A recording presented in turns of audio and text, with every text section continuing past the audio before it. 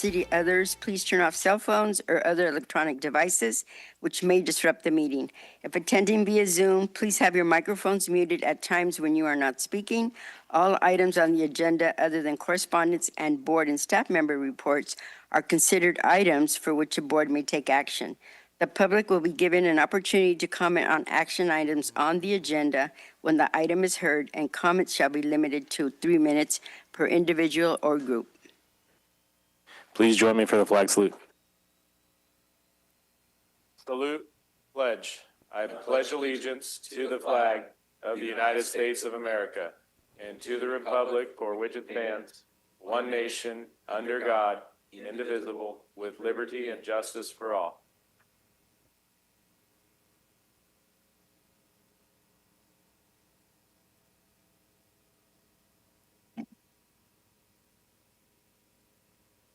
Thank you for having me here today, and I really appreciate you guys reaching out across the river and having me here, because that means a lot to me, both our areas. So would you please join me in a moment of reflection? Heavenly Father, as we begin this day and gather together in service to our communities, we give thanks for the opportunity and responsibility to serve the people of Yuba County.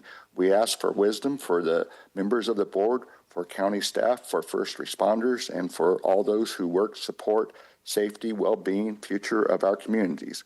Grant clarity in decision-making, patience in discussions, and humility in leadership.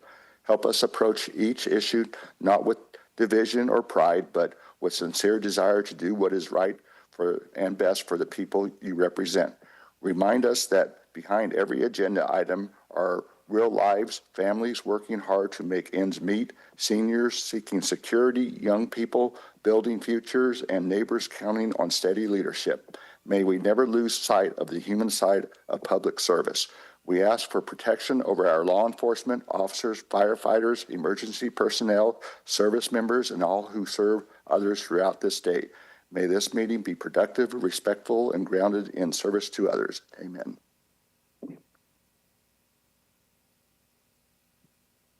Supervisor Vasquez? Here. Supervisor House? Here. Supervisor Fuhr? Yes. Supervisor Bradford? Here. Supervisor Messick? Here. Thank you. On the consent, I was requested to remove 239 and 256. Is that accurate? Yeah, I'd just like to pull 239, 256 for discussion. All right. Is there any public comment on consent? Seeing none, I'll entertain a motion. So moved. I'll second. All in favor? Aye. Any opposed? Motion carries. We will move on to special presentations. Ms. Amanda?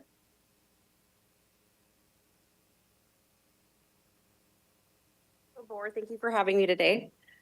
I'm the executive director of SALA. We're a local nonprofit. We are 501. Let's see here. Wait for you guys to put the.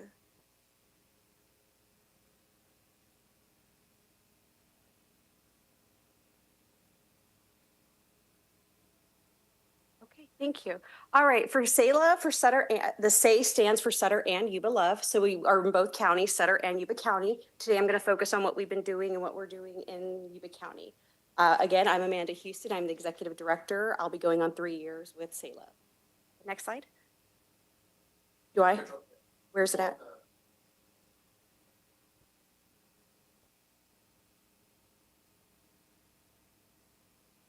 Okay, our mission statement is mobilizing people and resources to promote positive impacts and change within the community. We stay within that. It's very broad, so we are able to mobilize people where the resources are needed. We're heavily involved in trash pickup, community cleanup, community gardens, and also tobacco coalitions. We meet every last Saturday of the month in 3 different locations, including Olivehurst, Yuba City, and Marysville. Here in Marysville, we meet at the 530 Event Center parking lot. In Olivehurst, we meet at the Olivehurst Community Park. We can have anywhere between those 2 locations in Yuba County, 50 to 75, sometimes 100 volunteers every last Saturday of the month. Let's see, we are focused on community impact throughout Marysville, Olivehurst, Linda, and surrounding communities. We do go up into the foothills. Our community beautification, we do a lot of graffiti abatement throughout the town, a lot of the train trestles, buildings that are empty. We do a lot of illegal dumping removal. River bottom cleanups, that's ongoing. When it comes to community engagement, we have a lot of volunteer involvement with students, the elderly, and anybody who wants to volunteer within the community. We do event support, so our local events that take place, may that be the Peachtree, Buckeye, we are there to help and assist with whatever that may be during. We do a lot of back to school assistance with clothing drives, food drives, backpack drives, school supplies. And what I really stress to people, it's not just back to school when these children are in need. It's year round. It's not just Christmas time. It's not just the holidays. It's literally 365. So that's where we are. Our environmental stewardship, we are heavily involved right now in the tobacco waste education throughout our community. We have a lot going on with our schools and education when it comes to the vape pens. There's a lot of nuances when it comes to that. So we're trying to pick up the environment by gathering the vape pens, the cartridges, tobacco butts, and the pouches because they are toxic to our environment. In with that, we are involved with the Yuba County Coalition in partnership with the Public Health Department and other entities that are involved with that. So we do try to get the education out to our students and community. We do a lot of garden boxes and community projects. Recently, project completion and infiltration would be at the Abraham Lincoln Continuation School. We have a garden out on Olivehurst Elementary, and then we're going to be working on the ground over at Linda Elementary School.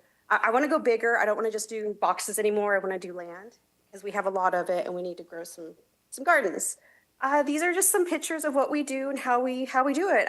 You know, there's some backpacks in a vehicle that we shuffle around where needed. Sometimes we store them when they're not needed one year for the next year. We're at community events. We do donation drives. Whatever's in need, we have a box to let people know what you're needing and we can coordinate that.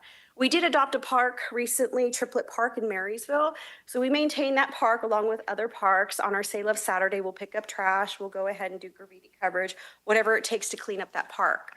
We do have tiny libraries, and these libraries are pretty special to me because I grew up in the boonies, and sometimes we forget that even though we have electronics, even though we have access to a lot of things, some kids out in the other parts of the community, out in the rural areas, they don't. So it is fun to put stuff in there, little toys, little books. We do enjoy doing that throughout the community, both Sutter and Yuba. This is just some community cleanup and beautification projects we've done. We do get a lot of syringes, so we properly dispose of those. We do a lot of the graffiti coverage. You could see that. That's that underpass before going to Country Butcher. Got Johnny Burke there in the middle, weed eating near a baseball field. We've got students cleaning up the bleachers. And then we have one of our most recent projects, which is the Olivehurst Linda Little League. We're trying to flatten the ground, clean up the garbage, paint, remove, and do whatever we can to beautify that area. Let's see, illegal dumping, environmental cleanup. So I have a little clip of some information that we give the volunteers on what the impacts are of the toxicity in cigarette butts and what it does to our environment. We've done Ellis Lake cleanups. We've done around stores cleanups when it comes to the tobacco. Let's see here. Under bridges, we're picking up tires. Tires is a huge thing for us. We can only haul 9 tires. They are expensive. Then not only do they go by the individual tire itself, but the weight included. So that's always fun to get the tires. And these are our supplies on the rig. We always have our signature yellow, not just because it's a signature color, but we do feel it's important. We do have volunteers on the side of the road. We're always in need of gloves, pickers, trash bags, and we put our sign up. So if you've seen our sign, we've been there, we'll be back. And this is some of our equipment that we have. We have trailers, enclosed trailers, open trailers. We have a vehicle to tow them. We have a skid steer out at the moment. So we always have an ongoing equipment maintenance log, and they're good tools for us to use throughout the community. People are always asking to borrow them, and it really helps remove garbage from the area and our events. This is just one of our endings to our Say Love Saturday when it starts at 7:30 in the morning to 12 p.m. We meet up for lunch. Whoever's sponsoring our event typically sponsors the lunch. And that's a good time where we talk. I believe here we're in a parking lot, but we've done pizzerias. We've been in other community parks. We've been in, so you name it, we've had lunch there on the tailgates at a random parking lot. It's always fun and a good time. So At the end of all this, I always want to thank our volunteers and community sponsors, but I also want to take a moment to thank our community partners, because without 530, Off-Road Recovery, Twin Cities Rescue Mission, Blue Zones, Be Extra, we wouldn't be able to do all the things that we do. So it's really a group effort, a community effort. So I really do want to stress the thank you to everybody. And I know I've seen a lot of you out there as well. And there we go. Thank you very much for having me today. Thank you so much, Amanda. And thank you for plugging 530 Off-Road Recovery, because they're on the agenda later. All right, looks like our next special presentation is going to be Health and Human Services.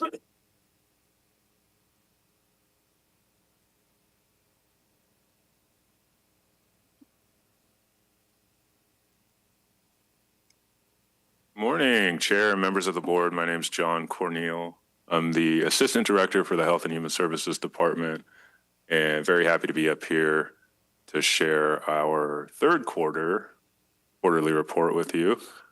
And this is generally the time of year, the fiscal year is kind of coming to a close here pretty quickly. We like to use this report to share some of the scale of what we do at HHS, and then a little bit of the scope too. We'll target some specific things that I'll walk through.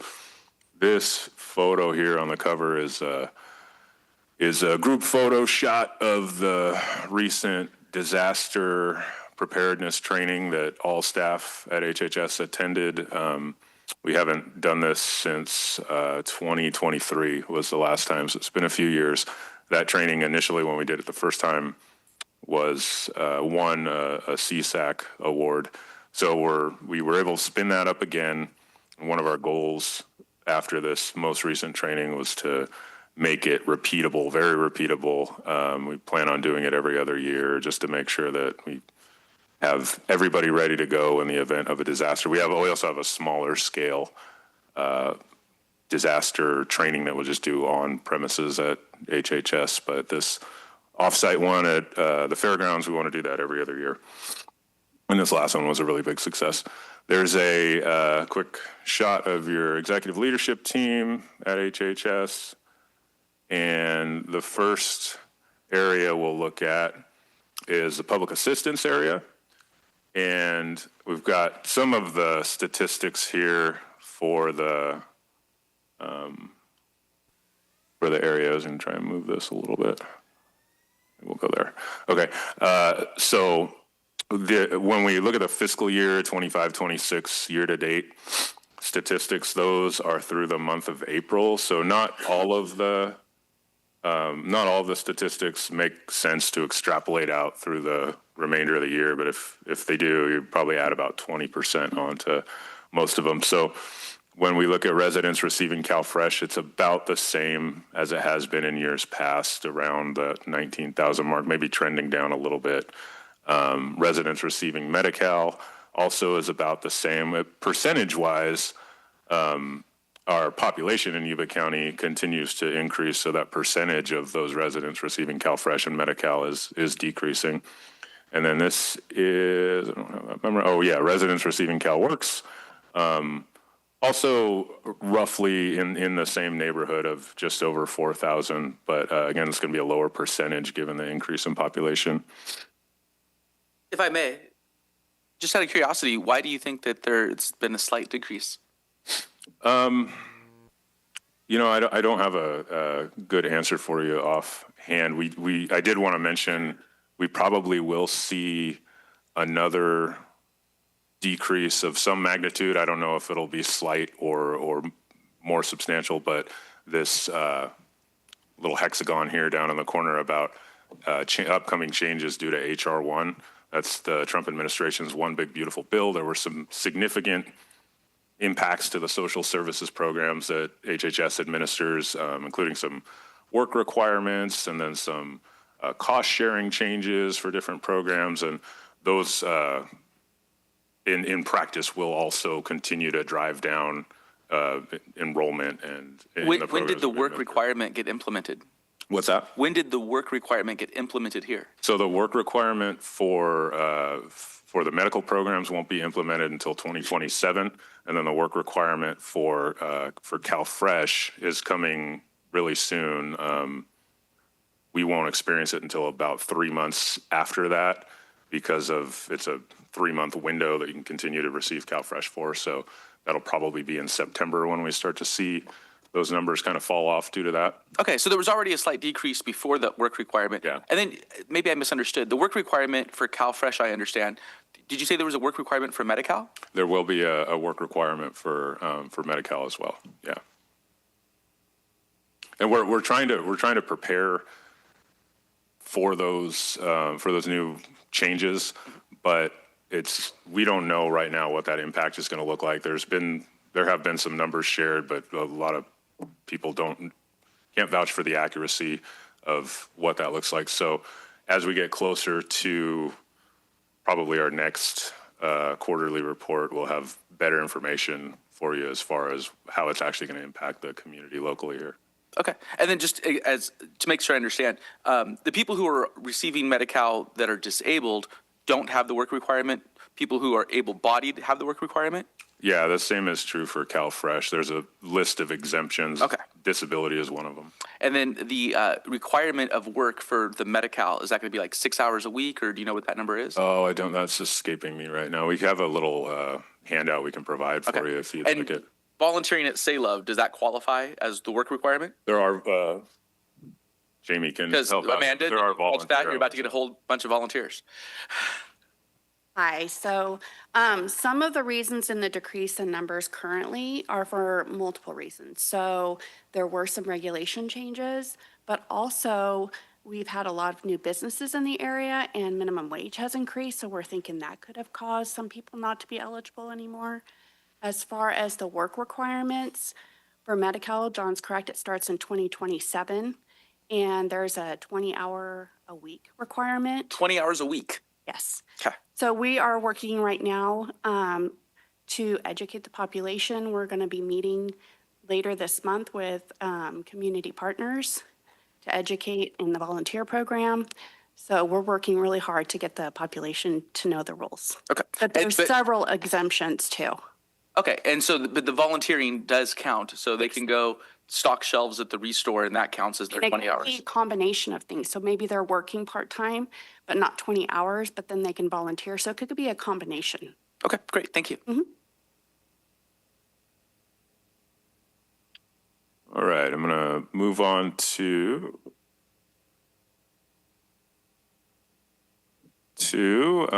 employment here.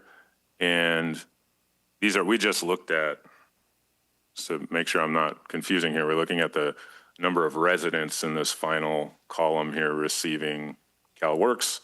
And then if we look at CalWorks cases, it's not the same measurement. There's several people on a single case. So a lot of the times, mom, dad, and the kids are on a CalWorks case, which is why the number is lower. But cases is kind of the management unit level that we use when we're talking about workload and how many cases an individual staff member has to carry. So the CalWorks cases average is also roughly the same. Cases obtaining employment is lower this year and is trending that way. And CalWorks cases with subsidized childcare also looking lower than in previous years. And the number of children in active foster care placements will probably end up in a similar place as in previous years, in the mid 300s. The total suspected child abuse referrals is close to what it has been in previous years, and that number will probably settle there. A lot of the child abuse referrals that we receive come from schools. So when you go into summer vacation and kids aren't in school, that number kind of flattens out for those last few months. And foster youth home visits completed is a little bit lower now, but will likely settle in close to that 2,000 mark that it has in previous years. One of the priorities for the Child Welfare Division in last year was to educate the community on mandated reporting, and that has been successful. We've got there's been 17 trainings completed since about roughly a year ago in May 2025. And you can see the whole list of community partners here that have received that mandated reporter training from the CAPS division. And here we have, we wanted to highlight the different partnerships that HHS is engaged in. And a couple of them here, the First 5 and YCOE parenting classes. Now those were happening last year in 24-25, and there were 4 parenting series that were put on, reaching about 30 parents. But this year has much further reach in the community. 7 series total, and over 81 parents reached through that parenting series. And then also a partnership with Victim Services about commercially sexually exploited children. CSEC is the acronym there, so you can see all the various metrics there related to CSEC training throughout the community. The 13 referrals received, the different outreach activities, 7 trainings provided in the community, and then all the various partners that Victim Services is working with to provide those trainings, Wheatland PD and Youth Development Center, ILP, YCOE, et cetera. This is another highlight here from our activities this last year, is showing the community focusing on Child Abuse Prevention Month, which happened in April. There's a lot of different partners listed here, a couple of them county offices, but also YCOE, Linda Fire Department. And then what's really even cooler is the engagement from local businesses with our little sticker campaign, just to help spread awareness throughout the community. So anytime during April when people bought donuts, the little Stop Child Abuse, End Child Abuse sticker here was on the donut box, or on the coffee cup at Cuppies and Wheatland, or on the food items from the Brick. Skipped. There we go. And looking at the IHSS program, there's a marked increase in IHSS programs being managed and the applications that are being processed. So these are definitely numbers that you would extrapolate out through to the end of the year, and add probably roughly 20% onto. So this 1547 total number of IHSS cases is going to continue to go up throughout the year, or through the end of this fiscal year. And the new IHSS applications processed will continue to go up. So the numbers are going to be much higher than the previous 2 years. The total suspected abuse reports received probably will settle in close, or maybe even slightly lower than in previous years, which is good. And there's your top 3 categories of allegation for APS abuse referrals. When we look at another highlight is our partnership with Seniors on the Go. I want to hear about Seniors on the Go, but can you just go back one slide real quick? What is self-neglect? They mean they can't take care of themselves? So we had a presentation a few quarters back where we had one of our APS social workers come in and show the living conditions of someone.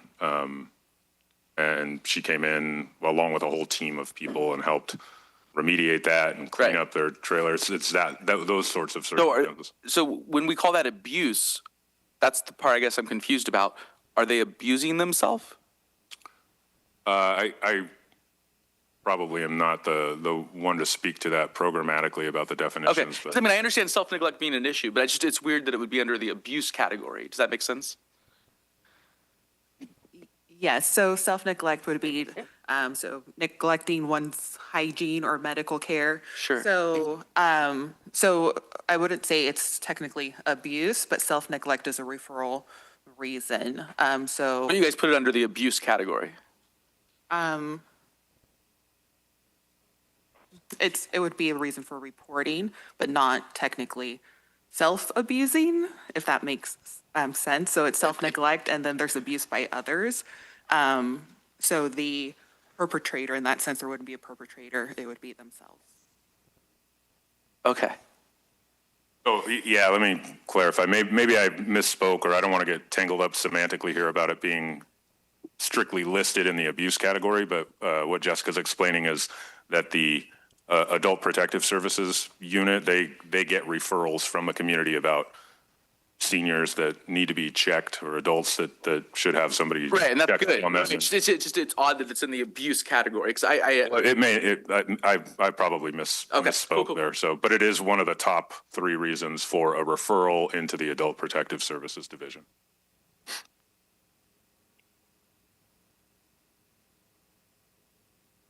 And so, highlighting our partnership with Seniors on the Go, we have and partnering with the Tri-Counties Community Center. You can see we can see a lot of improvement here and a lot of engagement. The attendance, there were 26 seniors that attended at launch, and that's up to just 55 just in January. And 619 individuals have received hot meals. There's cooking and sewing classes. The anniversary is going to be celebrated just in a couple of days here on May 20th. So that'll be 1 year of that program being active. And then there's a bunch of future plans included to improve and enhance the activities offered out there. Looking at the Yuba-Sutter Veterans Services Office, there's our Veterans Services team, and they always perform very well when compared to the state as a whole. So they're the second highest average in the state for new awards. It's hard to believe how much higher their average is compared to the state average of roughly $2,000. They're almost $8,000 as an initial award in the Yuba-Sutter area. The average monthly benefit, $3,000. For 2025, the retro and lump sum payments totaled $7.4 million that they helped bring in for our local veterans. And with that total veteran population of just over 10,000, they produced 2,300, almost 2,400 new claims. In public health, here's some programmatic statistics from public health. The number of mothers visited through the hospital rounds, new moms. We have a nurse go through and visit any of the new moms in the hospital. And the CCS caseload, California Children's Services, is definitely trending lower than in previous years. The medical youth or foster youth medical care caseload is going to be roughly the same as it was in prior years.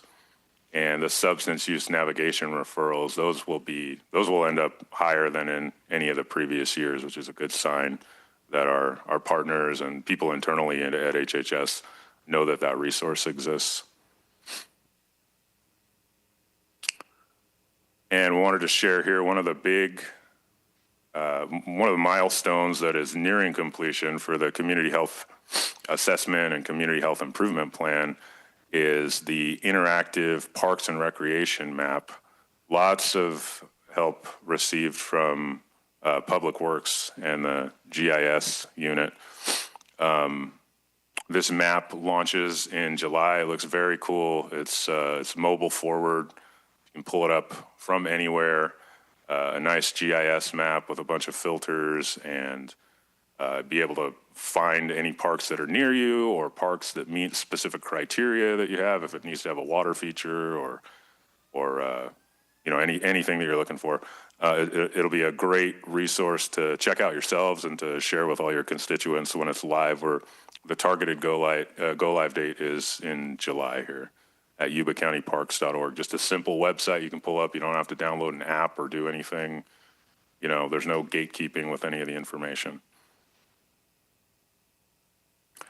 And finally, I would be remiss not to mention that our very own Dr. Lou is not going to be our very own Dr. Lou anymore here. The end of the month is her last day here, and she joined us all the way back at the very beginning of 2020, which is like the most opportune time I could have imagined, not knowing what was going to happen ahead of time.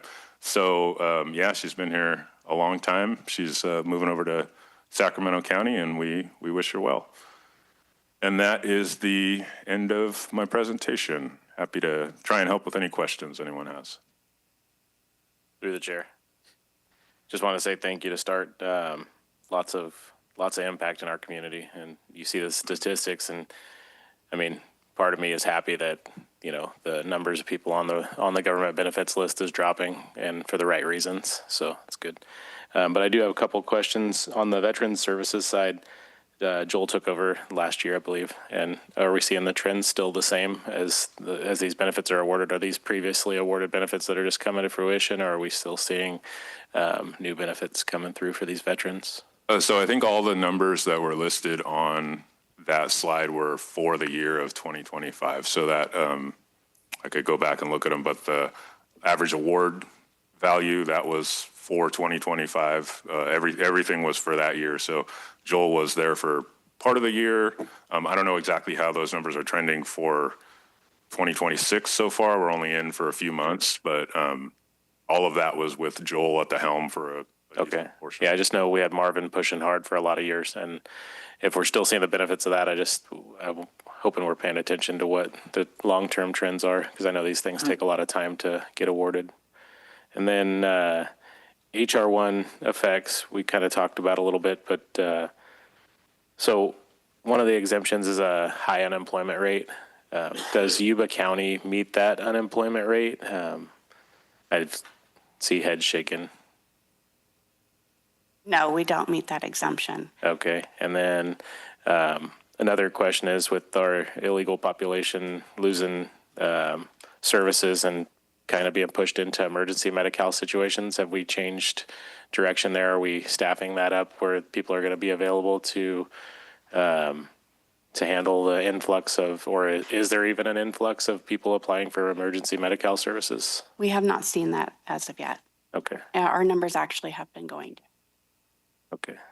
All right. I think that's all the questions I had. But again, thanks for all the services you provide and keeping our people, that safety net for our people. So I did want to add real quick on the CalFresh work requirements. Those won't impact everybody at the same time. So that will be imposed at their renewal date. So if their renewal's in May, that's when their work requirements will start. They'll have the 3 months. So we're not going to see a great impact right after June 1st. Okay. Awesome. On the exemptions, childcare, I assume, is an exemption if you have children at home? If you have a child under the age of 14. Yep. Mm-hmm.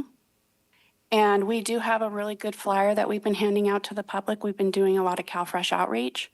And so we can make that flyer available to you because it shows you all the exemptions and it gives you some of the information that's pretty important to know. And through the chair, well, just draws another question. Since we know everything about all of our customers, we know ahead of time which ones are going to be affected, right? Like we know have who's an going to have an idea, exemption. but we don't have the detail numbers.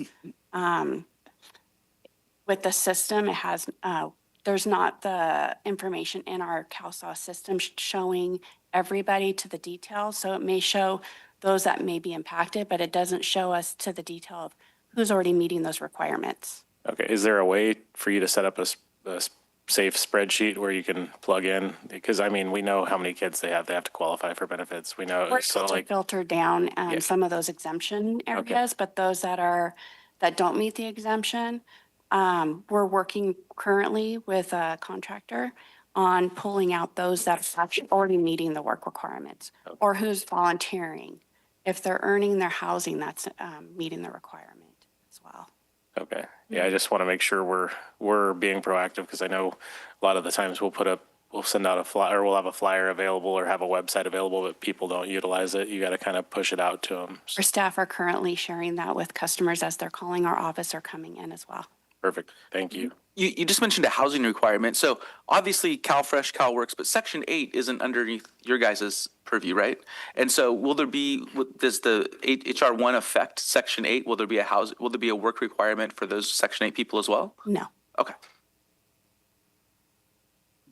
Through the chair, the past increase that you've seen over the last 10 years, we've increased our population since doubled our assessed valuation in 17 years. The question is, how much have we grown population-wise between '09 and now. You know, you don't know that, or got any idea of where you're at? Are you close to Sutter County in population now?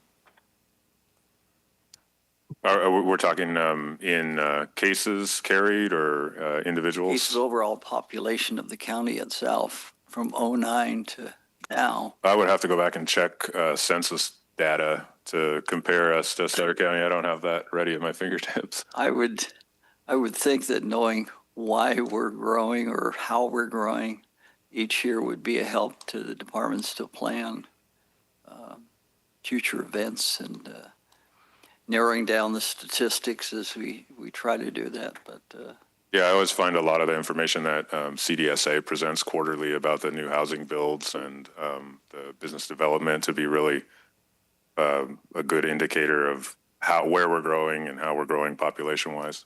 could you come up with a written year-by-year increase? Is that Just possible, or I'm sure we could do something. Yeah, I could look at if the you can, census can you data and get it to me? just what the population was estimated in Yuba County for across the last 10 years? From '09, From 09, sure. '09, yeah. If I could, through the chair, maybe that's a future quarterly update. I believe what Supervisor Vasco is getting at is our population's been going up like this, but maybe we're flatter on a lot of the services provided, which, as you mentioned in your presentation, percent of our population that requires services is actually going down. That would be nice to know. Yeah, I think we can take that as a future item, sure. Thank you. Through the chair. Not specific to Health and Human Services, but to answer Supervisor Vasquez's question, the 2010 census showed the population of Yuba County about 72,000, and I know current estimates are about 88,000. So it's about 16,000 people over the course of roughly that time period you were asking about. Good. Now you know. I wanted to add to regarding the work requirements related to HR1. We are definitely trying to be as prepared as possible. We don't yet know the total impact, but we're making some changes internally with our work program related to CalWorks to try and expand the offerings so that any other residents that want to be engaged and need to find those work hours might be able to find them through us or through us facilitating it with different community partners, or looking at everything we can to cast as wide of a net and make people eligible if they want to be engaged in that in those work requirements. Through the chair, I'd also just recommend that we partner with some of the existing volunteer organizations. Like there's one out there, I think it's called Just Serve, right? And they're really connected with the community. They keep track of events. They could probably give reportable data to you for the people that are going to be volunteering. I know when I was a kid, I volunteered at Friday Night Live, and all the people that were there were either on probation doing hours or keeping their government benefits, all these adults that volunteered, and we kind of see that escape the community. It's the same people volunteering right now. So I'm kind of looking forward to seeing the work requirements, even if it just means increased volunteers in all the programs that we're trying to get out there. Yeah, we're planning on engaging the community as much as possible to help people be able to meet these requirements. All right, thank you. I believe we are moving to county departments. Does that sound right? Public communication. Any person may speak about any subject of concern, provided it is within the jurisdiction of the Board of Supervisors and is not already on today's agenda. The total amount of time allotted for receiving such public communication shall be limited to a total of 15 minutes, and each individual or group will be limited to no more than 3 minutes. Prior to this time, speakers are requested to fill out a request to speak card and submit it to the clerk of the Board of Supervisors. Please note, no board action can be taken on comments made under this heading. And through the chair, we have no cards and we have no one on Zoom. All right, so then we'll go to county departments. Do we want to do the two pulled at beginning or end? All right, we'll do them at the end, I guess, then. So, Mr. Agricultural Commissioner.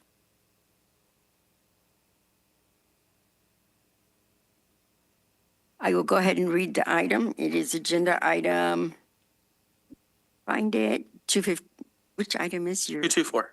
224. So, Agriculture, you got it? 224. Agricultural Commissioner, approved purchase of one Chevrolet Silverado electric vehicle to augment the Agricultural Department's fleet equipment and approve associated budget adjustments request to accomplish the purchase. Okay, good morning, Chairman Fair, honorable board members. I'm Stephen Shearer, Ag Commissioner. As is outlined in our staff report, our office is mandated by law to seal all commercial weighing measuring devices within the county, and this includes electric vehicle supply equipment or electric car chargers. Currently, we do not have the equipment required to test electric car chargers. The cost to purchase the test equipment is somewhat north of $120,000. Additionally, the cost of that equipment is not eligible for any reimbursement through our state revenue sources. So alternately, by purchasing an electric vehicle and using state-supplied equipment at no cost, we can test our electric car chargers within the county and also use that vehicle as part of our normal fleet, working in our other programs. This allows the department to receive approximately 30% cost recovery on the purchase price of the vehicle and associated costs within the next fiscal year.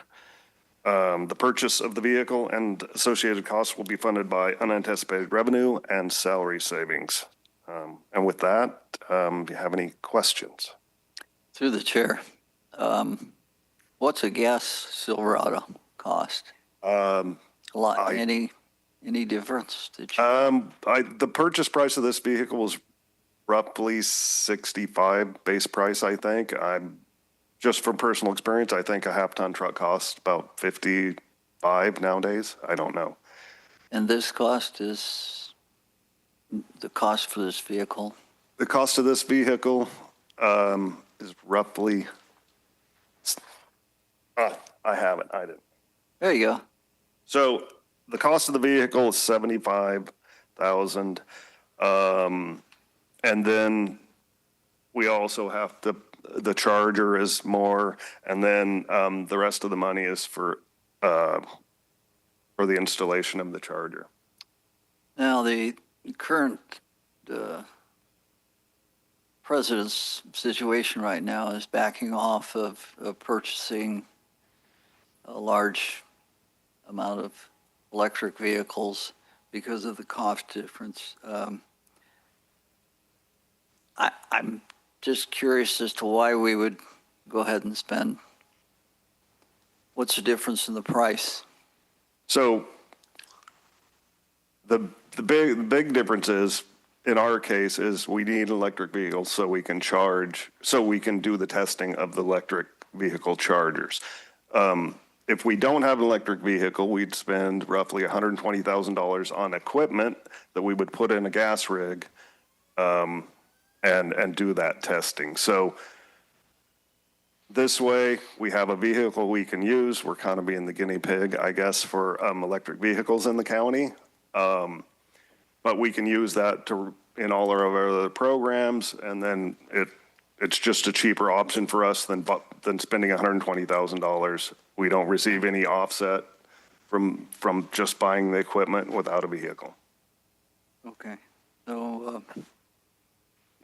is this the first electric vehicle for Yuba County? I'm not aware that any departments are using any right now, so. Yes, about a decade ago, we tried out one that was basically a glorified golf cart. Yeah. I don't know if. I remember when I started here, there was a vehicle that the county had, electric vehicle, yes. And that didn't work out so well, but yeah, now that they're more mainstream, yeah, this will be the first kind of mainstream electric vehicle. And as Steve Shear mentioned in his presentation, we are required to test electric vehicle charging stations, which are within the county currently. Steve, I'm not sure if you mentioned how many you have to test, but Well, we're currently, what's the number, Todd? Yeah, so about 25 now. They're installing these like crazy everywhere. We expect to see in the next few years that probably double. Through the chair. Depending. It seems like the electric car market is faltering a little bit now, but we still have the state mandates that they're putting in chargers, right, and pushing electric vehicle purchases, consumers to do that. So we don't see that demand going down in the future.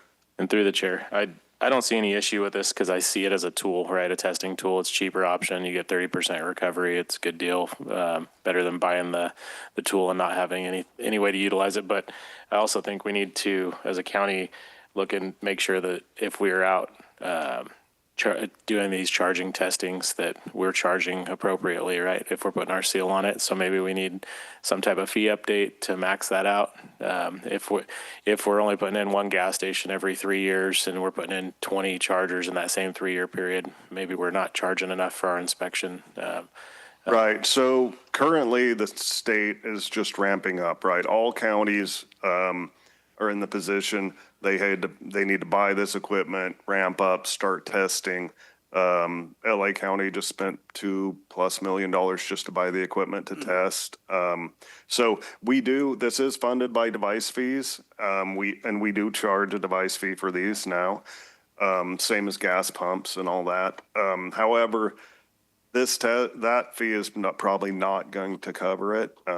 Our fees are legislatively capped, of course. So what will happen is once the counties have done enough of these to figure out how much staff time it takes us, we'll be able to figure out how much it actually costs for each inspection. Then we'll have to go to the legislature and increase the fees for electric vehicle. And through the chair, without legislation, I'm going to ask the CAO, can we write a local or add this into our fee structure for like public works to where we recover that the other direction, where because it is an impact on our existing equipment, we're spending 75 plus on a vehicle and to be able to test these, and the fees don't cover what it costs to run the program. So can we recover that from the people who are installing them on the back piece? We charge a fee for the installation, which is through community development, and then the operation and testing to make sure it's operating correctly is through the Ag Department. And as the Ag Department mentioned, that fee structure is regulated by the state. So we can't go higher than the state on regulating the testing. Now, you're right. We do set the local fees on what it costs to install something and what it costs us to inspect the installation. So we can have CDSA reevaluate the fee for installation of the electric vehicle charging equipment. Yeah, I just think in the long term, if our taxpayers are subsidizing the electric vehicle operator, that's not a good deal for us. Through the chair. See as how we're waiting for an election. We've got one in June, and possibly a new governor could come in at that point in time. But, I would personally like to wait till we find out what the next governor's direction is, rather than chasing after nuisances, many wonderful projects. I'd still move for approval. It's a tool purchase, in my opinion, so I'd move for approval. I'll second. Roll call vote. Public comment. Thank you.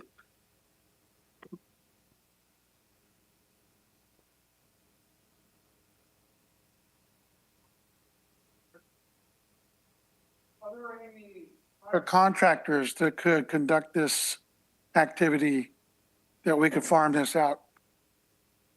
No, they're not. The ag commissioners do all this work, consumer protection work in all the counties.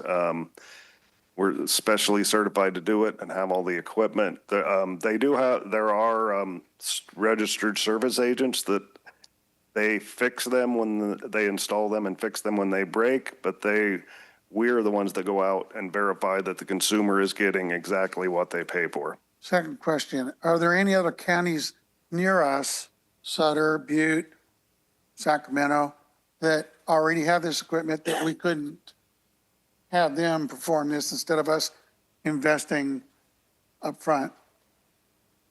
We do that with much of our equipment. With certain pieces of equipment, we share a heavy capacity weight truck with 3 counties. We have a cooperative agreement.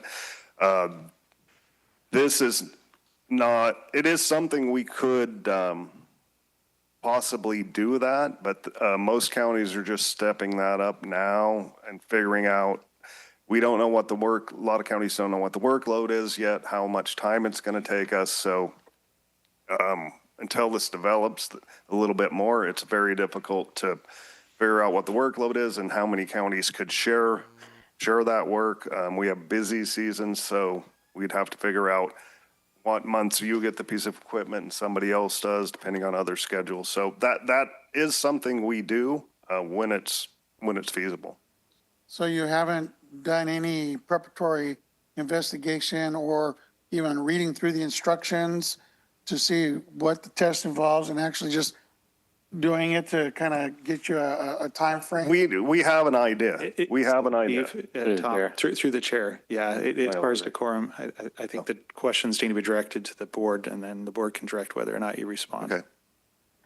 And through the chair, just, can I give a response real quick? So I've been through their ag department numerous times, and anywhere that they can leverage that where they're going to rent it out to some other county and they're going to help share in the cost, they will. So as soon as they're operating this, being the head of this, I'm positive that they'll know how much free time they have with that testing equipment, and they'll be offering it up to try to recover costs too. I'm going to go further. My question was basically, does Sutter County already operate this equipment, or Butte or any other nearby county? So if the answer is no, then that's the answer. Yeah. I'm going to go further, and you can correct me if I'm wrong about anything I'm about to say. We're going to pay approximately a 20% premium for it to be electric, and we're getting 30% back from the government for going electric. So we're actually making money on purchasing a vehicle for you to use. Well, we're getting money back, yes. Okay, so we're actually leveraging a profit on this purchase and fulfilling the requirement of the $120,000 testing. So we're winning and winning. Yes. Okay. Yeah, through the chair, I just want to thank you for, finding the most cost-effective way to meet state mandates and for protecting our consumers at the same time. So thank you. So I want to make a comment through the chair. I don't know if you guys understand everything they do with weight and measures. They have to test every scale, every fuel station every year. They come out and do our scale at the dryer every year. And they're bombarded with all this testing. And so this is going to be a new testing thing they're going to have to do. And not only will they have the tools to do this testing, and it'll, like you say, there'll be more and more of this testing that's going to have to be done because these stations are going in everywhere. They put one in Oregon House now. But they're also going to be able to use this vehicle and be saving fuel out in the field. The only reason I'm kind of against it is because it's going to be quiet and they're going to be able to sneak up on us farmers a little easier. So I think it's a great thing for the county, in my opinion. All right. With that, we will go to our roll call vote. Supervisor Vasquez? No. Supervisor House? Yes. Supervisor Fuhr? Yes. Supervisor Bradford? Yes. Supervisor Messick? Yes. Motion passes. Thank you. Thank you. Sheriff? Agenda item 236, 2026, approved service agreement with City of Wheatland to provide supplemental law enforcement coverage for Wheatland Police Department with a term January 1st, 2026 through June 30, 2029, and authorize chair to execute. Approved budget adjustment and the request in the amount of $120,000. To the chair, members of the board, good morning. Wendell Anderson, Yuba County Sheriff, and the item that I have before you, 236, 2026, is a request to authorize and execute an agreement with the City of Wheatland for law enforcement services provided by the Yuba County Sheriff's Department. Wheatland has been having significant staffing issues for quite some time that have required us to fulfill certain shifts during the day and night for the City of Wheatland. And we've been doing this for quite some time, just out of the spirit of collaboration. And we reached a mutual agreement, the city manager and I, that any further request from Wheatland for staffing levels would be billed and paid for by the City of Wheatland through their budget. I think right now we're working about 3 days a week, the first week, 4 days a week, the second week, on an overtime basis. So I felt it was important for our budget and the taxpayers of our county to be reimbursed for their money that's being utilized. So the request is before you. If you have any questions, it's pretty straightforward. It does require a budget adjustment for allocations from the city of Wheatland, and we're estimating about $120,000. Be happy to answer any questions. Have we ever considered taking over the law enforcement for the city of Wheatland? Just in the same way that Los Angeles did for That's a good lot of question, Supervisor Vasquez, and I don't feel like it's my place to push that issue upon the city of Wheatland. If they wanted to request our services, they could do that formally. Right now, they're just asking for help, and we're happy to help them. And we've been providing that service for them for quite some time. So I guess it's not my place to pitch contracts with cities, but we'd be happy to give them an estimate should they want one. Okay, thank you. Any public comment? Gary, you had something? Yeah, I just wanted to thank the sheriff and your team for your assistance in this area. Yeah, you bet. Did you also want to make the motion? I'll move to approve. Second. All right, roll call vote. Supervisor Vasquez? Yes. Supervisor House? Yes. Supervisor Fuhr? Yes. Supervisor Bradford? Yes. Supervisor Messick? Yes. Motion passes. Thank you. Thank you.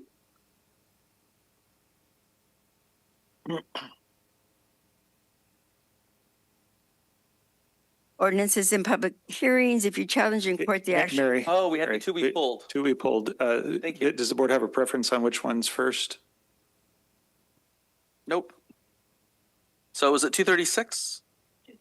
239, thank you. Health and Human Services with Butte County. So I had asked that we pull this item from consent calendar because in our discussions, or in my discussion with CAO, that we were going to discuss this as a board and get board direction before we took action. So I'd just like to put this, either put this matter off till the next meeting, or if we can come back after our closed session. I think we have this in our closed session today, right? Right. In order to prevent any violation of the Brown Act, this was discussed with the chair and vice chair at agenda setting, and a determination was made to just keep it on the consent agenda. But as Jennifer Vasquez can explain, we already have an MOU in place with Butte County. This is kind of reinforcing that we're going to continue to lean on them while we try to fill that vacancy and seek board direction on how best to fill the vacancy. But we need to have interim coverage. So with that, through the chair, I'm not sure if you want to have Jennifer. Yeah. So just a couple questions, I guess, then. Just as a point of order, we could just approve it at 1:30 then, if we wanted to, correct? Okay, so we could do the one, because we have a 1:30 meeting, so we could move it to then, and then it would be after the closed session, which I think is what you're looking towards. So that would work that way. And then secondly, you just said something of interest, which is that we already have an MOU with Butte County, so we're not approving a new MOU?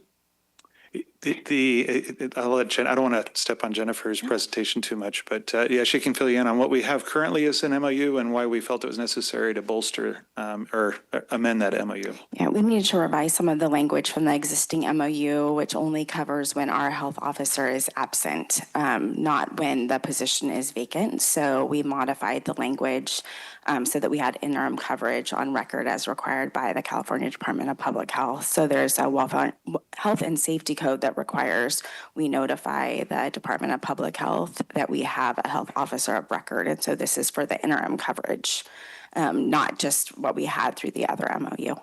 Okay, and did the numbers change? The amount that we're paying?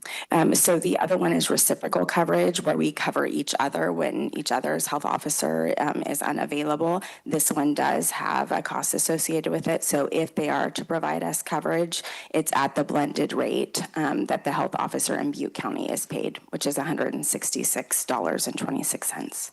Okay, and then previously they had a vacancy for a while and we were providing their coverage. When that was happening, we were charging them? I don't recall if there was a cost associated with that or not at the time, but we did provide them coverage. And I believe it was a short term because they already had something that they were working on in place. So I don't think it was like as long of a term as this may be for us to do a recruitment. Okay. But I'm just trying to remember off the top of my head. And through the chair, the reason why I kind of wanted to pull this and have a discussion beforehand is because some of I didn't know we had this as an MOU to start with, but you know, it has words in here like the Butte County Health Officer shall have all the powers and duties of the Yuba County Health Officer when providing coverage for Yuba County. And I don't know the experience of the Butte County Health Officer as they were recently hired too. So, I mean, I'd have no problem considering this. I think it definitely should be a discussion item at a minimum. And then without the whole board's direction, I think it probably wouldn't have settled well with me on approving this on consent. So I mean, I'm willing to approve it the way it is if we need to, and then we could talk about board direction at closed session. Okay, so did you want to move it to 1:30? No, it's okay to do it here? Okay, great. Then any public comment on this issue? And then we will go to a motion then. So moved. I'll second. All in favor? Aye. Aye. Aye. Any opposed? Thank you. Thank you. And the other one, was it 256? Yeah, 256. It's Great. the item regarding regional housing. We reviewed this as a board previously, and we asked that changes be made to it, and we sent it back. And I don't believe those changes were made, and it's being represented in the same format, specifically where it talks about board members. If I can get my email. It's the section under governing board for 4B and 4E. It talks about 4-year terms. We had said that we wanted some verbiage to be added that would allow us to appoint annually, and that didn't get added, and it's being represented. Mary, if you have anything you want to say about it, otherwise I'm going to say some stuff. Did you have anything? No comment. I do know that it was sent back and it was reviewed by our county council, and it met, I believe, everything that needed to be placed on there. So Okay, that's but all I have. the request isn't that it met the requirements. The request was we change it so that it could be an annual appointment. So I think that what we would like to do is we would like to approve this, but with the amended language of an annual appointment. When my office reviewed this, we determined that the Health and Safety Code doesn't provide for the 1-year appointment. It provides for a 4-year appointment for each of the 2 members appointed by the body. There's nothing stopping your board from having an understanding with your appointee that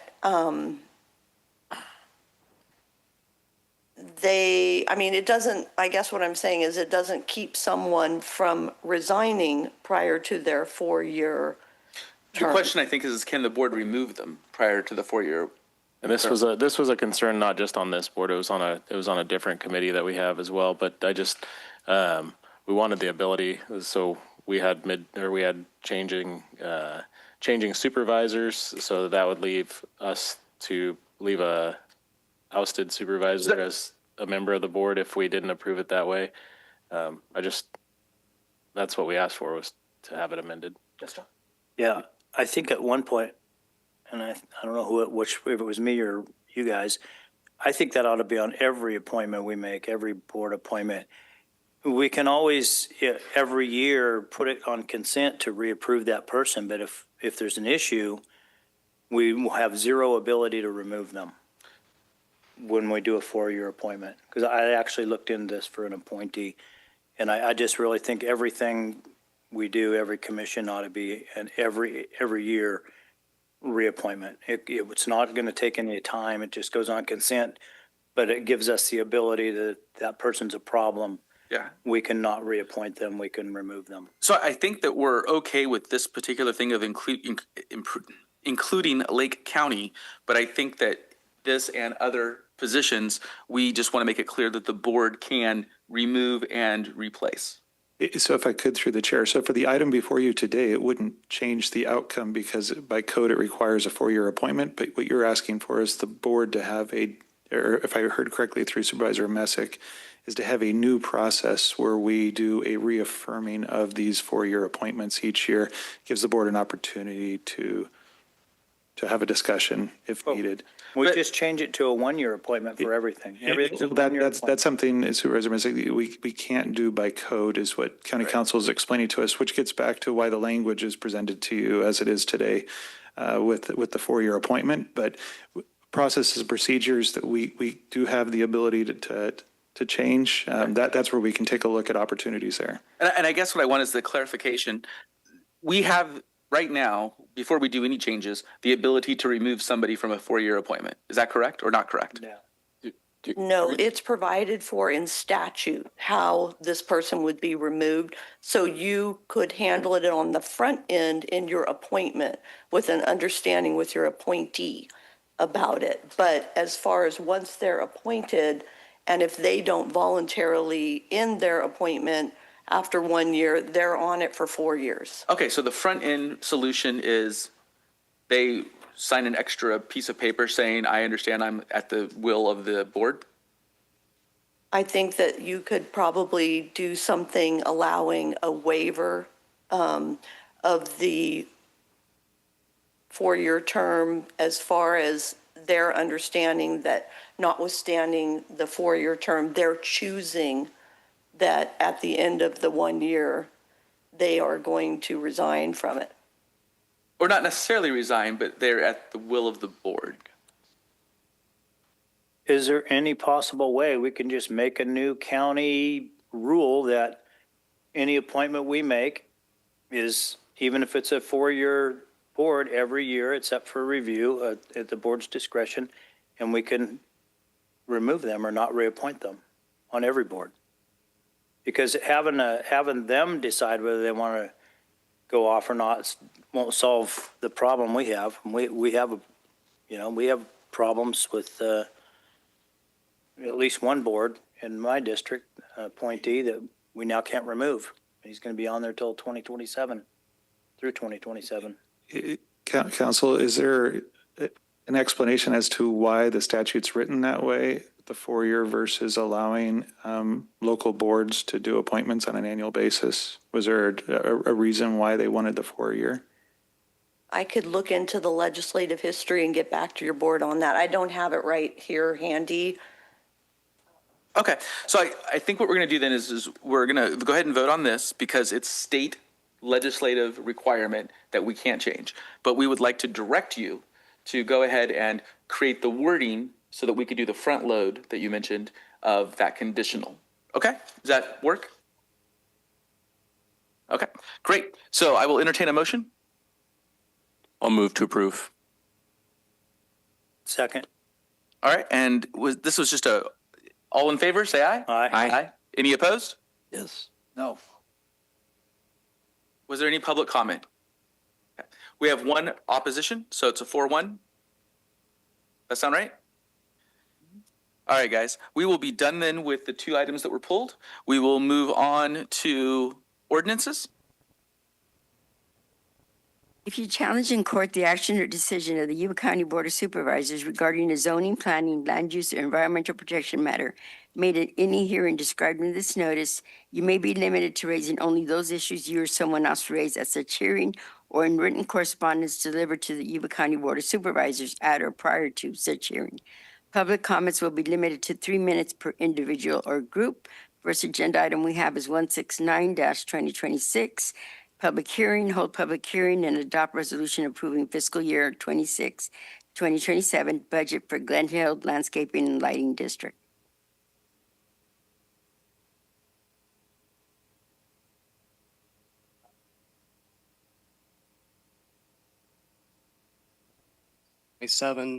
Budget for the Glen Hill Landscaping and Lighting District. This is something that's done annually. It's routine action. This year, there is no recommended increase for next year, and there is no fiscal impact to the county. So with that, I'm happy to answer any questions you may have. No questions? I will hold the public hearing.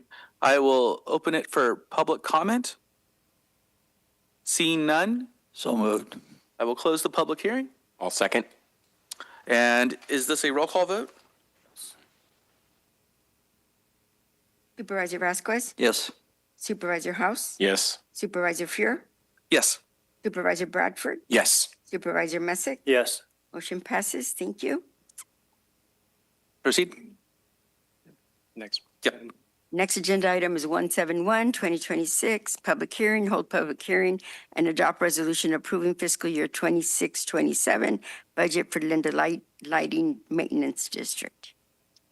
Good morning, Board of Supervisors. Brian Michelson, Public Works Director, here this morning to ask you to hold a public hearing and adopt a budget for the Linda Lighting District. Once again, this is a routine annual item that we bring forward. It's required by the Streets and Highways Code. There is no fiscal impact to the county. We're holding the assessment at the same next year as we did this year. So with that, I'm happy to answer any questions you may have. Okay, I'll open the public hearing. Any public comment? So moved. I will close the public hearing. Second. Roll call. Supervisor Vasquez, Yes. Supervisor House, Yes. Supervisor Fuhr, Yes. Supervisor Bradford, Yes. Supervisor Messick. Yes. Motion passes. Thank you.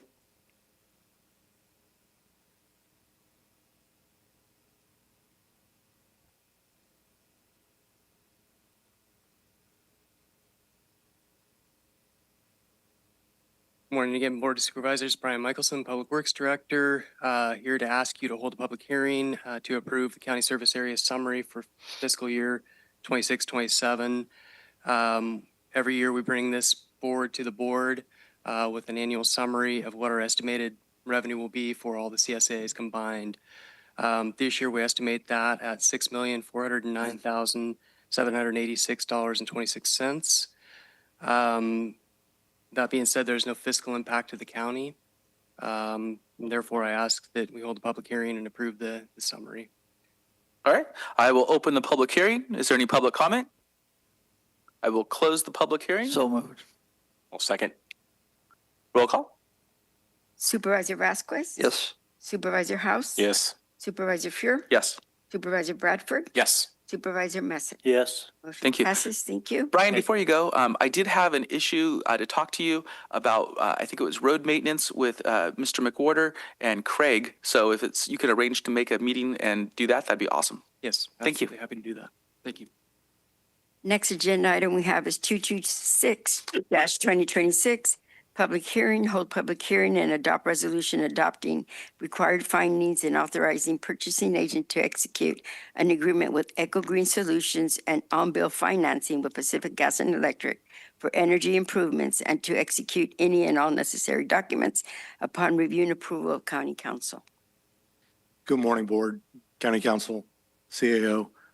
Perminder Baines with Admin Services, and I'm here to recommend that the board authorize the purchasing agent to execute current and future agreements with PG&E for on-bill financing, and also authorize the purchasing agent to execute an agreement with Eco Green Solutions for the roof restoration and the new solar racking system for the Packard facility. Excuse me.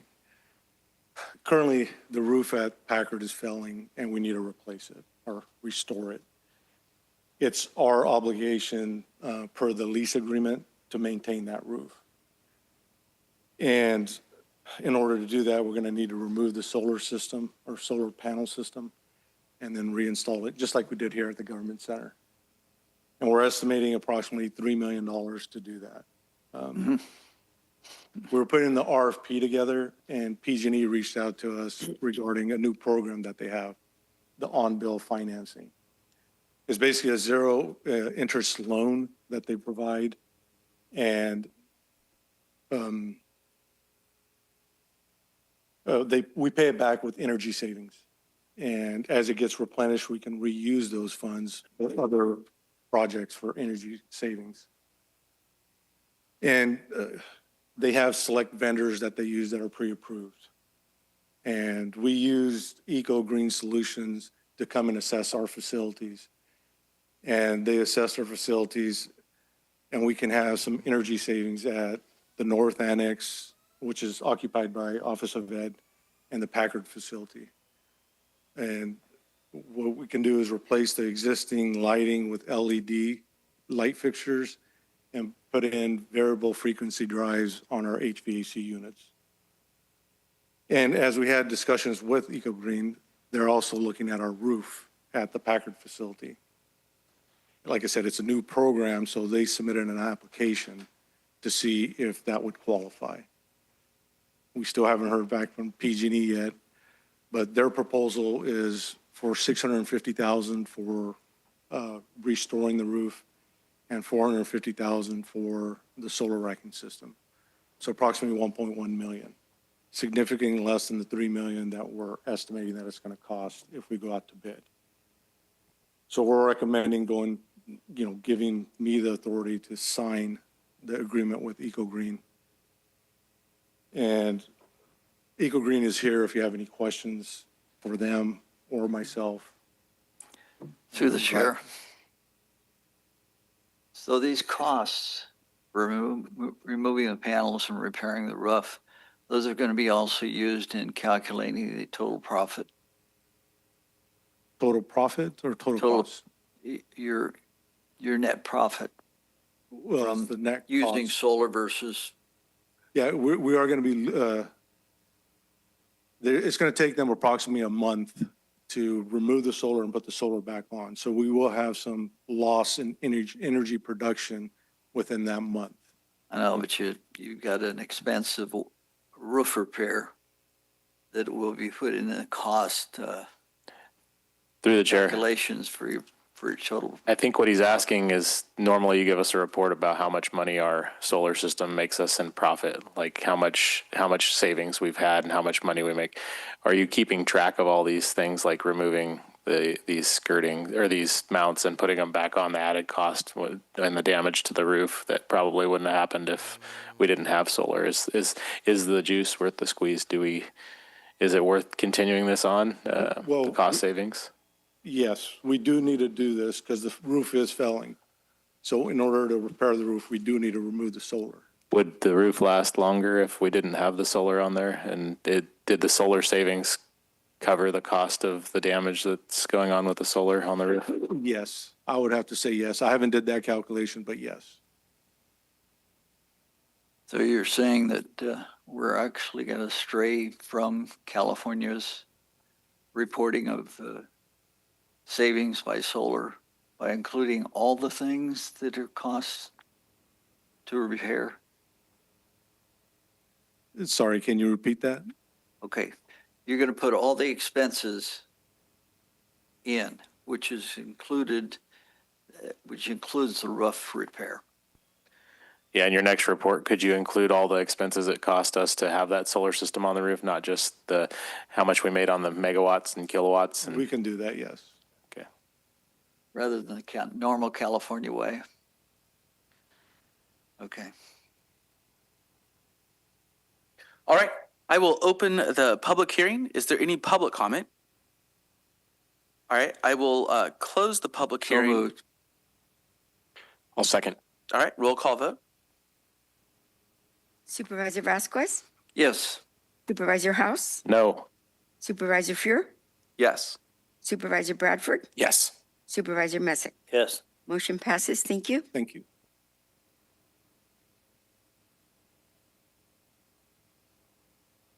We will go to correspondence, Mary.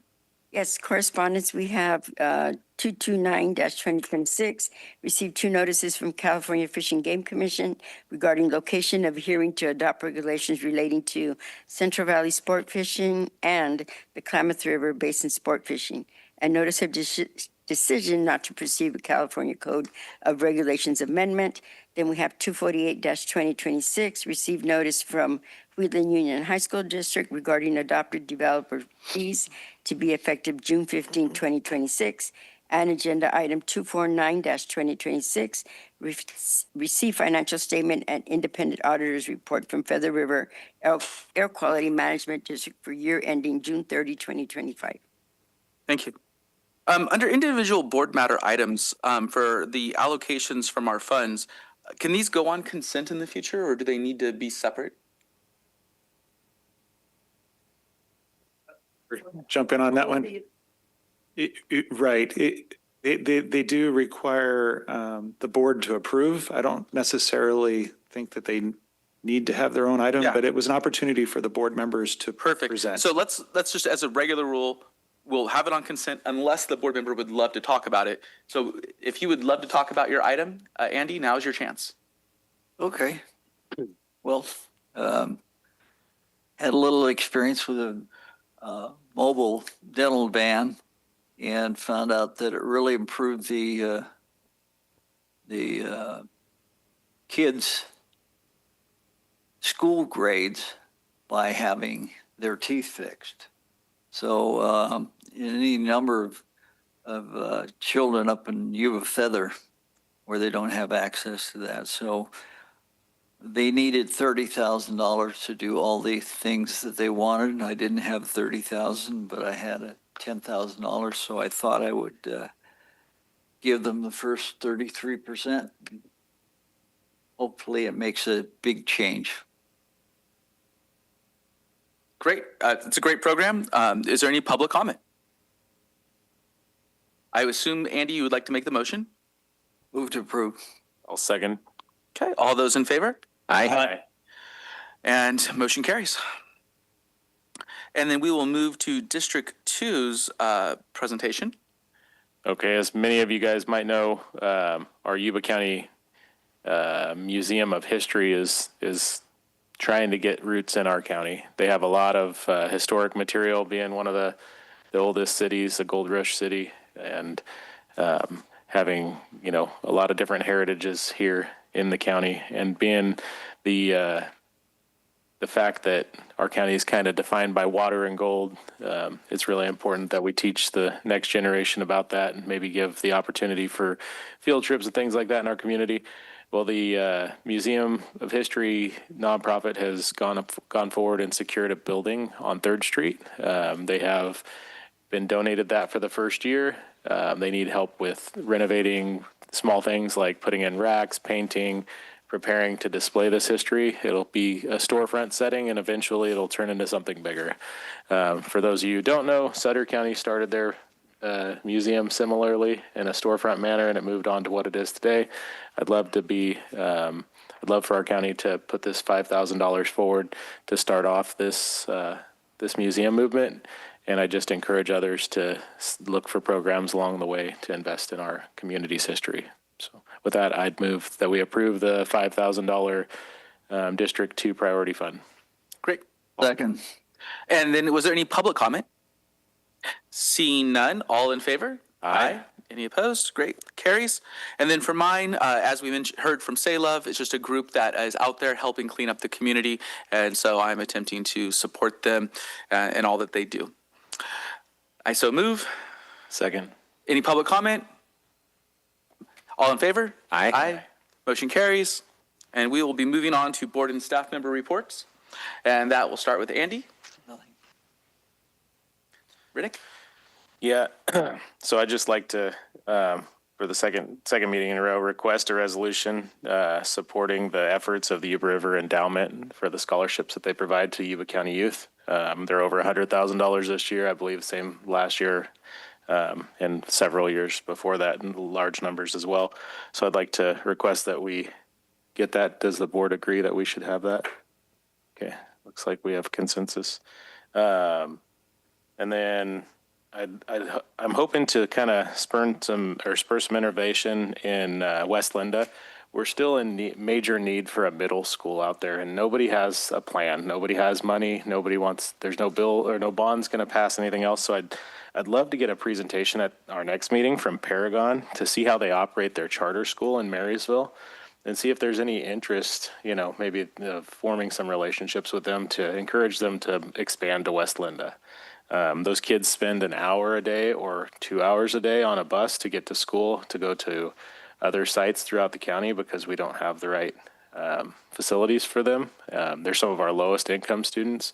They don't have enough time with their families. They don't get to play sports, all because of how much time it takes them to get to school. So I'd love to start that conversation. So if we could get Chairman, if we could get the Paragon to give a presentation about their school at our next board meeting. So I'd be glad to have Paragon do a presentation. I guess my only question is Paragon is still affiliated with Marysville Joint, or they are not? I'm not sure if they're not a chartered, or they're not a MJUSD chartered school, but they are covered by Marysville Joint Unified. Marysville has to approve all the charter schools in the district. So. Right. And so would it make sense for it to be Paragon, or would it make sense for it to be someone at Marysville Joint? In my personal and experience, it's been Marysville Joint is in the business of keeping Marysville Joint kids in public schools. Okay. And so if we could look for some innovation, we might get a charter school. Okay. Yeah. And sorry. There it goes. Okay. I think there was a question. We had two charter schools, one being right across from Denny's, and they had to move to Sutter County because we're only allowed one charter school in the county. It's just, they moved for a reason. So I would look into that, because the reason they established that is there was nobody that bothered to look. Yeah. So look before we go ahead and vote on this thing. And then, let's see here. So I'd like to make my recommendation that when the county does move forward with work requirements for different programs, that we engage Just Serve. They keep track of a lot of volunteer organizations, and they spend a lot of time helping things like our community task force, things like that. So I just would definitely like somebody to write that down from HHS. And then Hallwood 4-H is having a spaghetti feed on May 29th. John and I have a couple of tables. We still have 4 or 5 seats in my table left to fill, so I'd love to have any county staff members that are interested in going. It's a Friday night. It's got live music. It's kind of your old school 1980s feel spaghetti feed. They have a silent auction, but no long dessert auctions or anything like that. 3-course meal, and the kids all benefit from it. 100% goes to them. So, yeah, that's mine. Thank you. Couple items. First, was able to attend the Yes to Startups final pitches with Supervisor House last week. So thanks to our staff who worked on that and all the businesses that participated in the program. It was great to be available and be able to watch that finale. Also, this last Saturday, several of us, including Supervisor Fuhrer and Supervisor House and I, were at the Friendship Park groundbreaking, and it was great to see the plans for that amazing asset in the community of West Linda. And later that day, I went to the Spring Fling in Plumas Lake, and a few upcoming things. The Peace Officers Memorial for Yuba-Sutters tomorrow. I believe in the morning, mid-morning. And then this coming weekend is the Wheatland Pet Parade. It starts at 9:30 in downtown Wheatland. And then if you're interested in meeting Congressman Thompson, he's doing a meet and greet at Dry Creek Park in Plumas Lake at 2 p.m. Next week is the CSAC Ledge Conference. I'll be doing a few things there. And then I will miss our next meeting as I'll be out of town on vacation. So thanks. Yep. All right. So this Saturday evening is our Yuba-Sutter Sheriff's Aero Squadron when pigs fly dinner out at the airport. Hope you all can make it. I really wanted to bring up again about the board appointments. I don't know what we can do as a county to make sure that we have a way to remove somebody if they're not conducive to the board that they're appointed to at the end of the year instead of a 4-year thing. I really think that's important for us. I got a call from James Gallagher requesting that our board do a resolution to support AJR 23, which is his new thing to split the state of California. So I'd like to see us look into as a board supporting that for James. And finally, if you guys don't know, Kevin Perkins' father passed away, John Perkins, last week. So maybe appropriate for us to close in memory of John Perkins. Kevin's just such a great asset to the county. Just feel really bad for him. So that's it. All right. On the letter of support, you guys can write that up, or we can get it from Gallagher and then just sign it. So we'll take care of that. Yeah, that it will with board action. But did I understand you right? You said AJR 23. He texts me.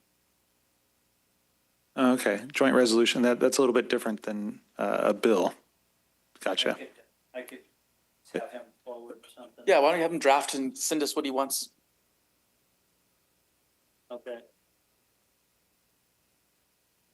All right, so board and staff member reports. For me, 2 weeks ago, we had a general plan meeting, and we did not do a great job of advertising that, in that 0 people came from the county's push to get people to come to that. I had 1 person come from my Facebook post, so it was a very small meeting. So if we're going to be spending money on consulting firms to throw shindigs for the public, it would be great if the public came to those shindigs. So we need to do a better job on that. We also had a meeting with the GAC. I know that we've recently lost Rachel and that we have another lady that's out on maternity leave. And so I don't know where we're at on that, but they would love to see a presentation on the economics of Yuba County at that meeting. And so I keep putting them off. So let me know when we are ready to do that. We had an UNS festival this last weekend. It went really well. I think Andy went up to see it. I know Mr. Messick went up to see it. I don't know if you gentlemen made it up, but they did a great, another presentation, good weather, everything went pretty smooth. And I think that covers my stuff. I'm going to go ahead and recess us in memory of Mr. Perkins. Unless there's anything, I'm sorry, I didn't ask for county council, CAO, and clerk. Nothing from county council, thank you. Great. So in memory of Mr. Perkins. Tuesday on Government Watch, you can support or sponsor. Help keep the community aware with Yuba-Sutter.LIVE.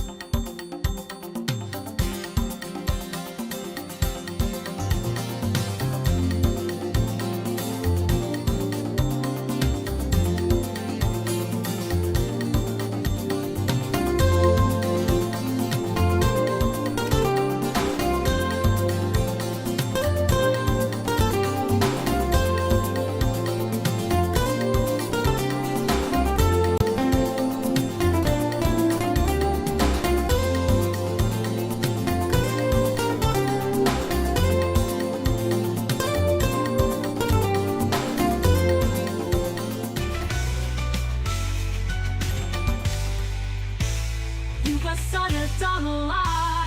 It's the truth that comes through.